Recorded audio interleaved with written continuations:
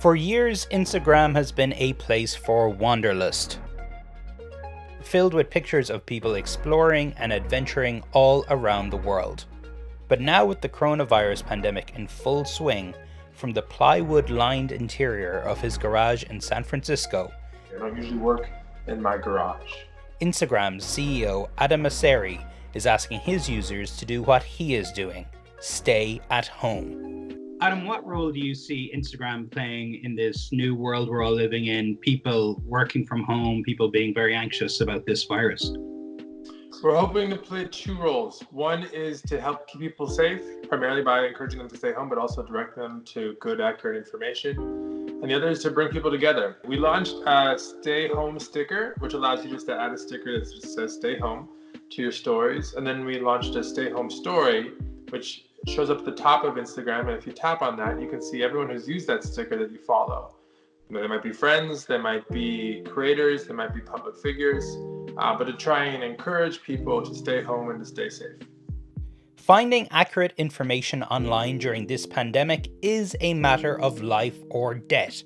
In response, Instagram has implemented new policies to combat rampant misinformation. I know one thing that reporters and campaigners will often point out, particularly about anti-vaccine misinformation, is the search bar. Yeah. When people put vaccine into the search bar, sometimes misinformation will show up.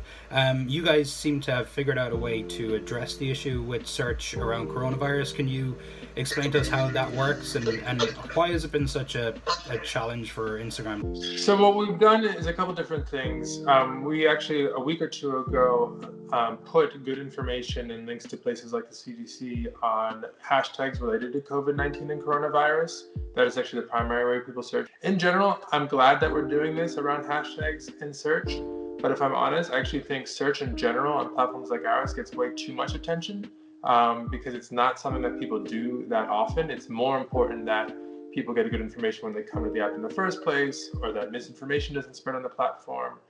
But we just thought that given the reach our platform has, and given how intense this crisis is and how serious it is, that we wanted to take the opportunity to point more people towards good information, which is something that we almost never do in terms of just putting a banner at the top of Instagram for everyone worldwide. But these are extreme circumstances.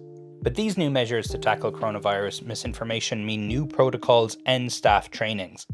This is not an ideal time for everyone to be working from home. So having our workforce, particularly our moderators, work from home is creating all sorts of challenges that we need to work through.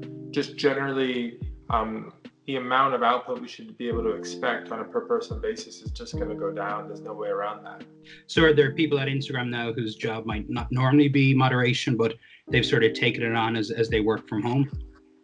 Across the whole Facebook company, yeah, we're having people volunteer, we're hiring more people where we can, we're moving more work from lower priority problems to higher priority problems. What's the experience like running one of the best known companies in the world from your garage? It's novel, for lack of a better word. It's been challenging, but I have it much better than most, I am sure. So I remind myself of that every day, and I feel grateful for what I have.